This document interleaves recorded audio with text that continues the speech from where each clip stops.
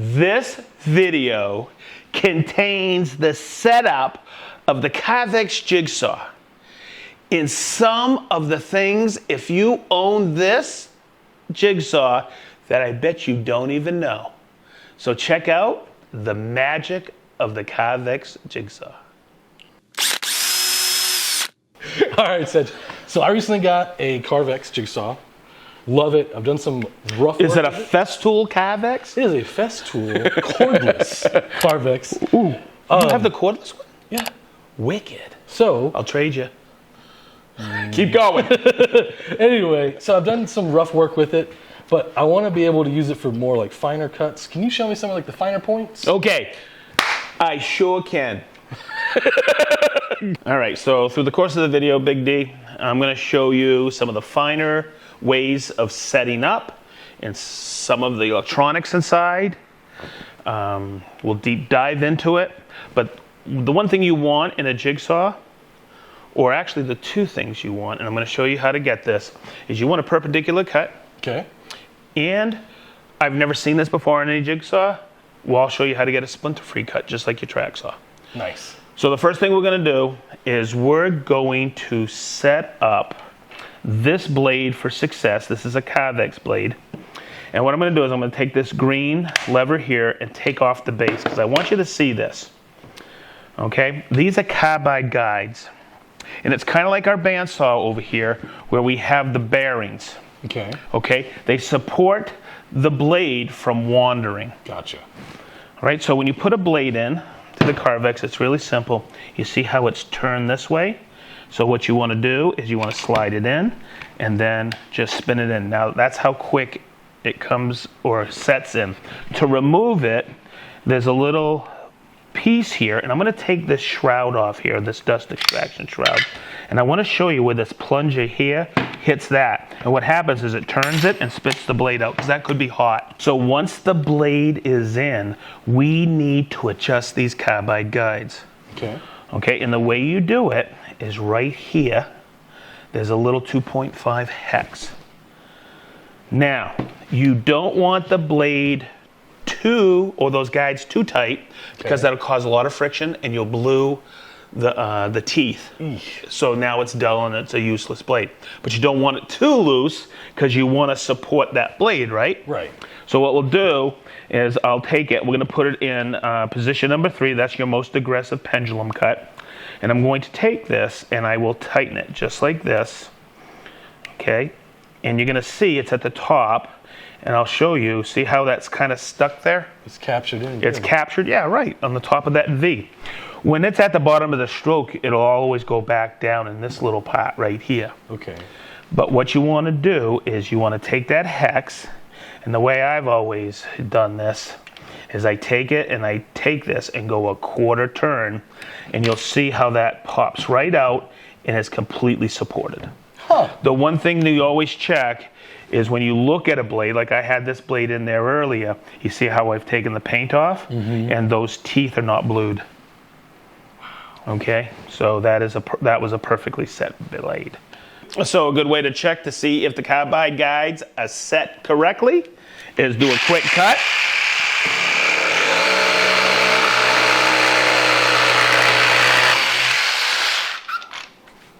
And you'll see that's just starting to take the paint off a little, so they're set right.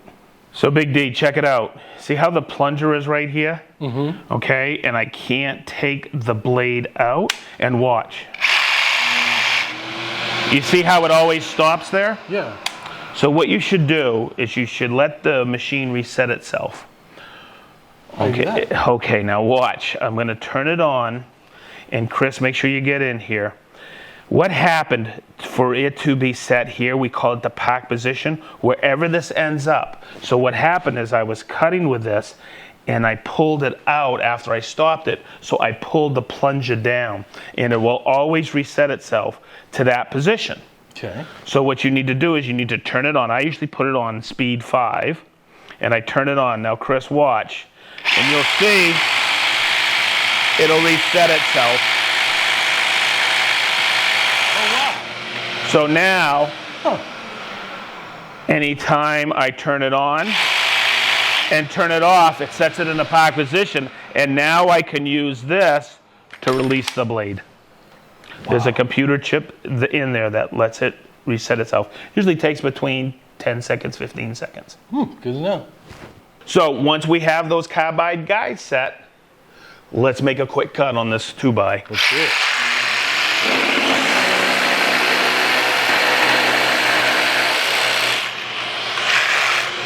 And let's check it.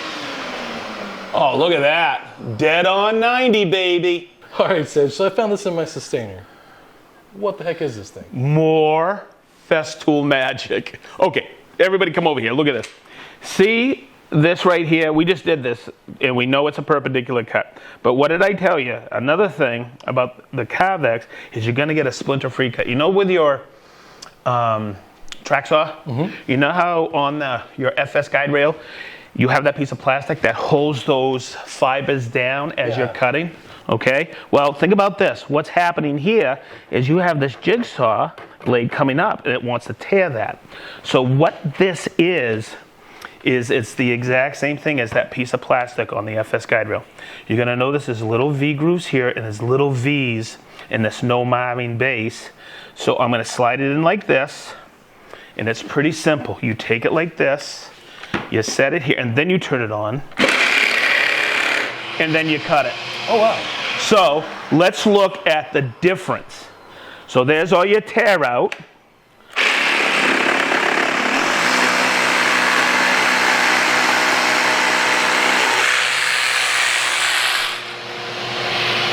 It's quite the difference, isn't it? Big difference. You know what we call that? What? Festool magic. All right, Sedge, quick question. When I change the blade, do I have to change the splinter guard every time? Not necessarily. If you're switching to another Carvex blade, it's the same thickness. Oh.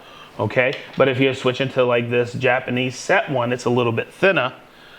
Gotcha. Okay? And the other thing too is if you're cutting a lot of tight curves, this front will open up a little like this. It'll splay out. So I always say this, it's kind of like the track or the guide rail. When you're unsatisfied with the quality of cut, then you switch it out. So what I do is, say I'm making only a couple of cuts with this blade, and I go to a metal aluminum cutting blade, what I'll do is, this is still a great splinter guard. I'll take this, put a piece of blue tape it to that, and I'll go to my sustainer so I don't waste it, and then I just take it, put it right back on, and I'm cutting again when I go back to cutting wood. Awesome. All right, Sedge, two things. When you started to cut, I heard it kind of ramp up. It kind of started low and ramped up. Okay. And then I looked at the speed here. You have it set to A. Is that for like aggressive or automatic? What does that mean? That's a great question. It's so misunderstood. Think of A as speed number 6. Listen, and hopefully the audience can hear this. I'm going to turn it on, and I'm going to bring it down to 1. Okay? There's 2, 3, 4, 5.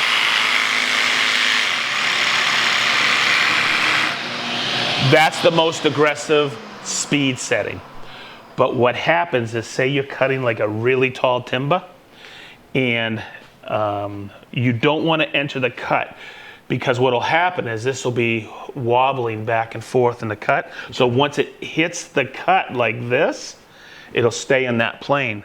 So what Festool did is they started at a lower speed, and hopefully you guys can all hear this. Then it ramps up. So now it's one of those other pieces of the pie that allows you to get that perpendicular cut. Nice. So there you go. You know what I call it? What? Festool magic. Get some more magic, baby. What's next? Okay, so some people don't like. Do you like the strobe? Yeah, I do actually. Okay, some people just want a solid light. Some people don't like any of that. So, like earlier, I said there's a computer chip on here, and I'm going to show you how to set the modes. It's pretty daggone easy. Okay. There's 2 on-off buttons on it. There's one here and one here. If you grab them and pull them both simultaneously, it takes about 10 seconds, 15 seconds. I never really counted. But you're going to hear an audible beep. Okay. And you'll start to see it flashing. Okay, so you see how one side has the name on it? and the other side does not. Yep. So I call this the name side. To cycle through, see it's blinking. That means it's in strobe mode. If I want it in just a solid light when I turn it on every time, there it is right there. If I want no light whatsoever, I could turn it off. Oh. And every time I turn it on and off, there'll be no light. But I like it to have a strobe light every time I turn it on and off. So what I want to do is now I want to set the mode. So on the no name side, I just hit it like that. And every time we turn it on, we'll have that. Now the other thing I'll show you that you may or may not know is if I turn it on, I have the strobe light.